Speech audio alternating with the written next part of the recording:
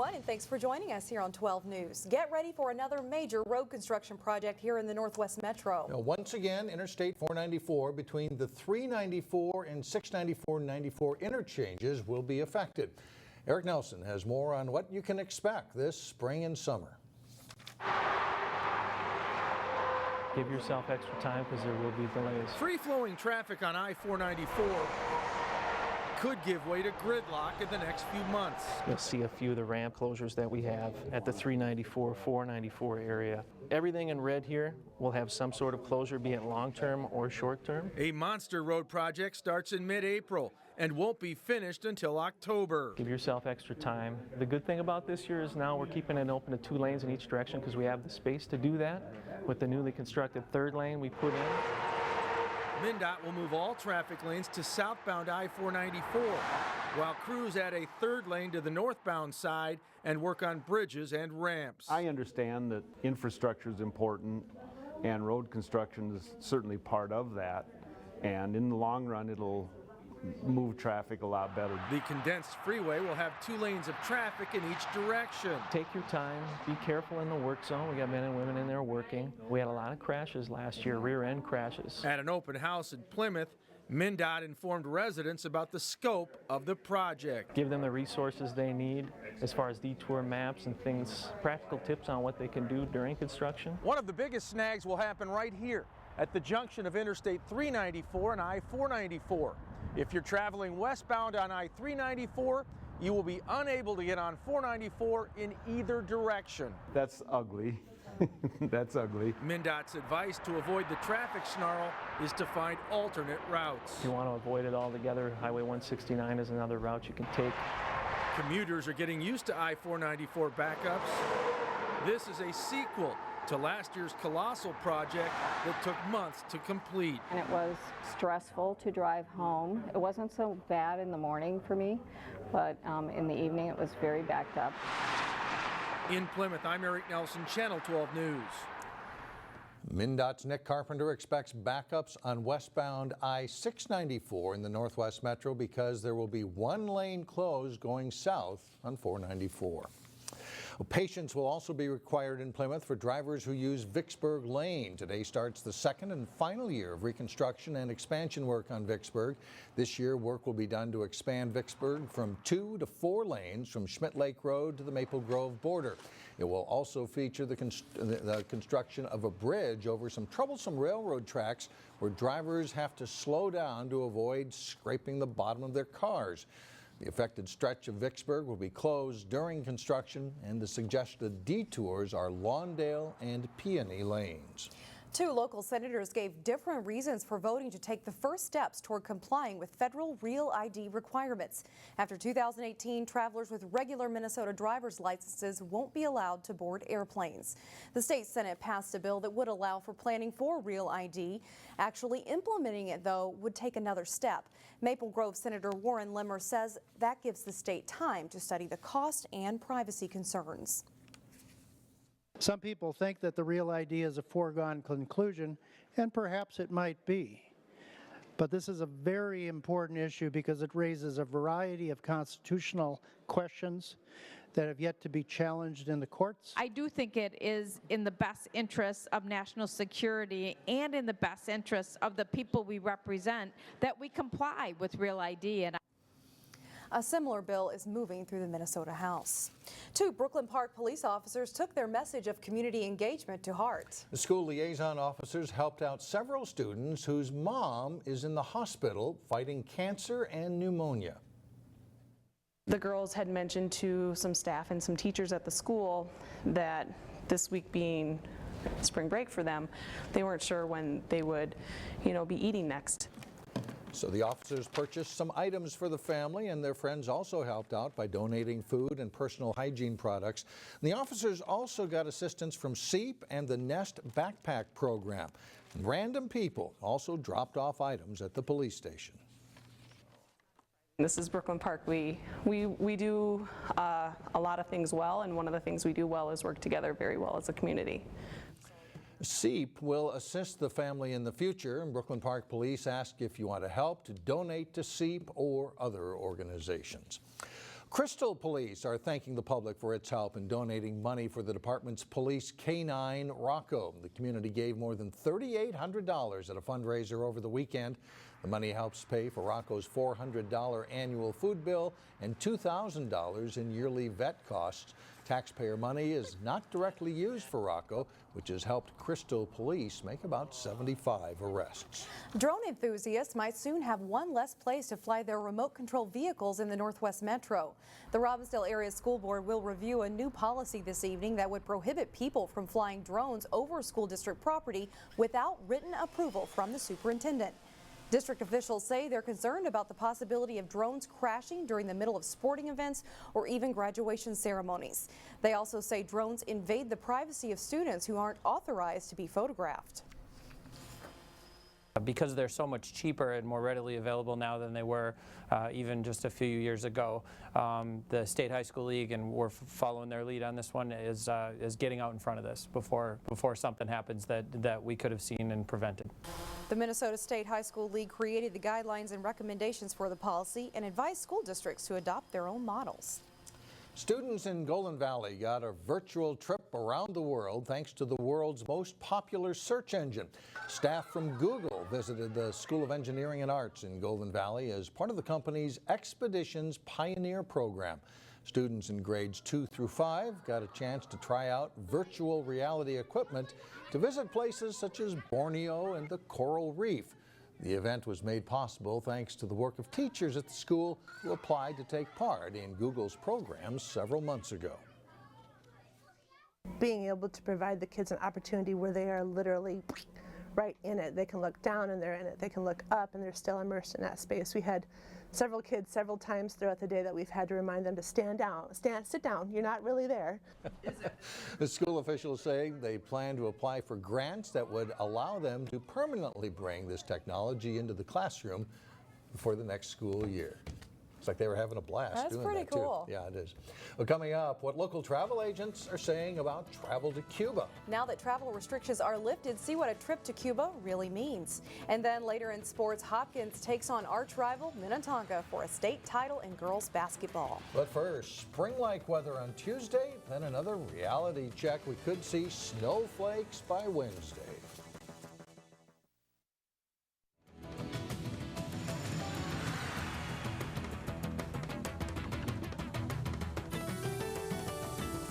Another stadium victory for Golden Valley-based Mortenson Construction. The company won the contract to build the planned $500 million stadium for the Milwaukee Bucks basketball team.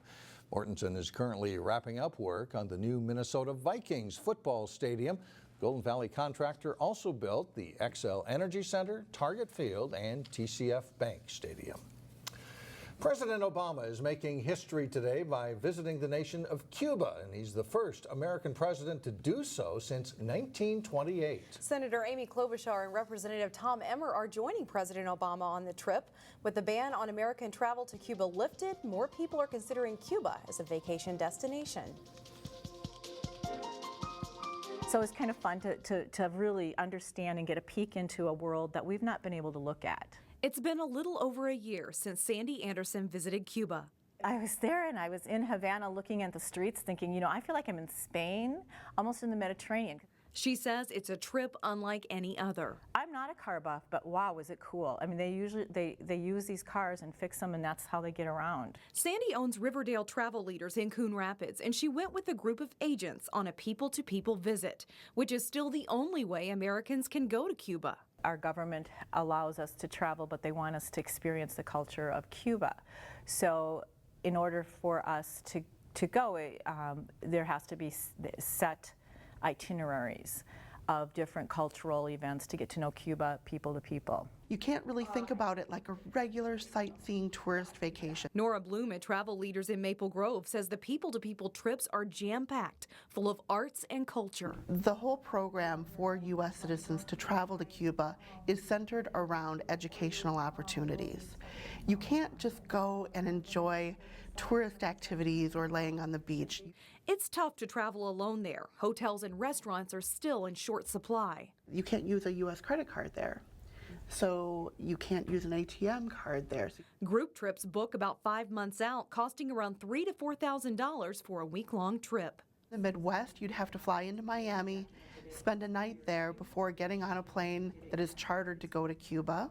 Soon, travel restrictions are expected to be lifted even more, meaning if you want to experience the old Cuba, you better go now.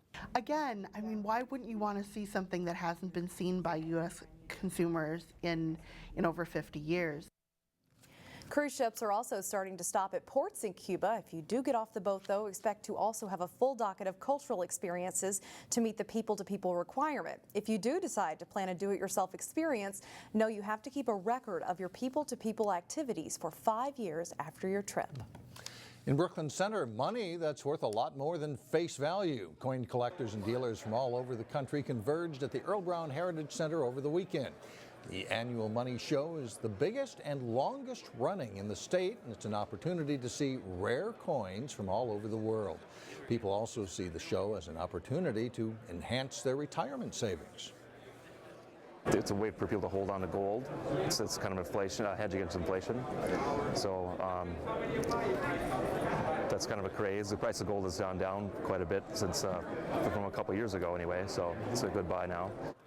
Brendan Tupou with the Northwest Coin Club says investment in silver is also on the rise since silver prices are also currently lower.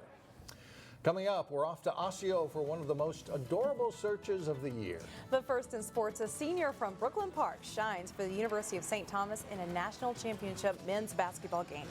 John Jacobson has that and more when we come back.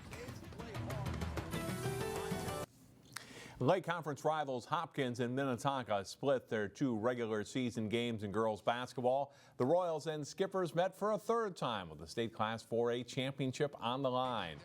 Royals shooting for their 7th title, the Skippers their 1st. Hopkins starts out well. Ashley Bates drives and scores, and it's a 15-10 lead for Hopkins. But then Minnetonka goes on a run. Megan Walker scores a tough hoop, and it's 23-15 Skippers. Hopkins closed the gap late in the half. Bates drives for 2 of her 15 points in the first half. Minnetonka comes right back down the floor. Hannah Hedstrom banks in a buzzer beater, and the Skippers go to halftime leading by 8. Second half, and Hopkins coming back. Paige Beckers drives for the hoop and foul, and the Royals are within 4. Courtney Fredrickson with a clutch 3 from the corner. Minnetonka leads it by 5. Nia Holly struggles shooting in this game, but gets a key hoop here, and the Royals are back to within 2, 54-52. But Minnetonka makes the plays late. Grace Allen scores plus a foul. Minnetonka wins their first state championship in girls basketball, 61-52. In Class A, Maranatha Christian Academy reached the state tournament final for a 2nd straight year. They met #1 Goodhue for the title. Highlights from this game at Williams Arena earlier in the day. Nice press break. Jacqueline Jarnett gets it to Elise Moore for 2 plus a foul. Maranatha within 8-6. Sydney Lodermeyer, what a big game. She drives for the layup and foul and scores 24 points in the game for Goodhue. Elena Jarnett with a breakaway layup. Mustangs trying to match Goodhue's scoring pace. But it's a tough task. Lodermeyer to Maddie Miller for 2. Goodhue ahead 41-29 at halftime. Mustangs trying to change that, but Lodermeyer with the step back 3 stretches the lead to 15 points. Maranatha unable to come back. Elena Jarnett will close out a great high school career with 18 points. The Mustangs have to settle for a runner-up again. Goodhue wins at 89-64. Now a follow-up to a story we brought you late last week here on Channel 12. A young man from Brooklyn Park helped his team to a national title over the weekend. Number 24 in purple is University of St. Thomas senior Taylor Montero.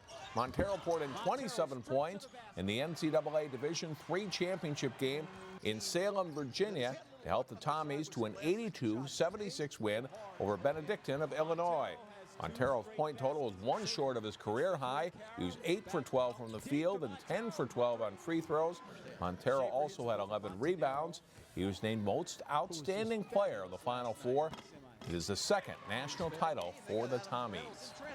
The Ted Brill Grade 8 Hockey Festival is an 8-team, 3-day hockey event for high school seniors who have not yet committed to a college or junior team next season. Players representing Section 6A and 6AA in blue facing the team from Section 4A, 4AA.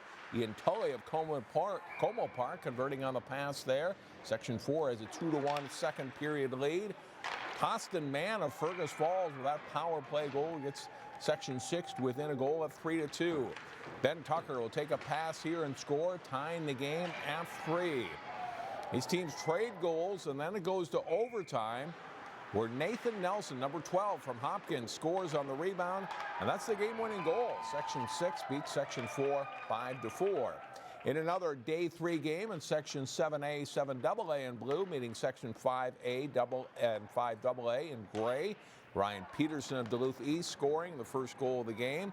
Down 3-1 in the second period, Centennial's Tyler Nyman, Michael Talbot of Anoka. That's a 3-2 game. And then later on the same shift, Nyman to Talbot again for a goal to tie it at 3. This one ends with Section 7 winning over Section 5. 5-3 is the final. And that is a look at sport for today. All right, thanks, John. We'll be right back.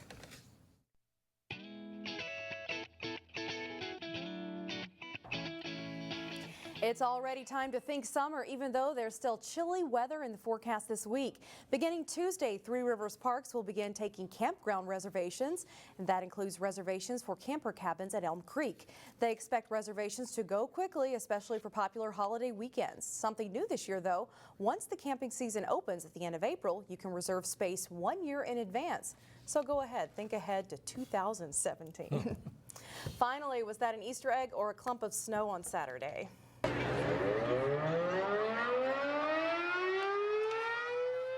A siren sounded to begin one of the most adorable searches of spring, Osseo's annual Easter egg hunt. Snow did not deter this cuddly crew. For 7-year-old Braden Larson, the Easter egg hunt was also a golden opportunity. He couldn't believe he found the golden ticket inside one of the eggs that's worth a big basket of goodies.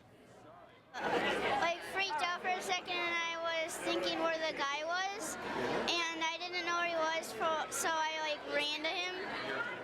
Now, that guy was one of the volunteers who helped Braden claim his prize. Congratulations to Braden. We also should mention the Easter egg hunt hosted by the Osseo Fire Relief Association helped to collect food donations for the Cross Food Shelf.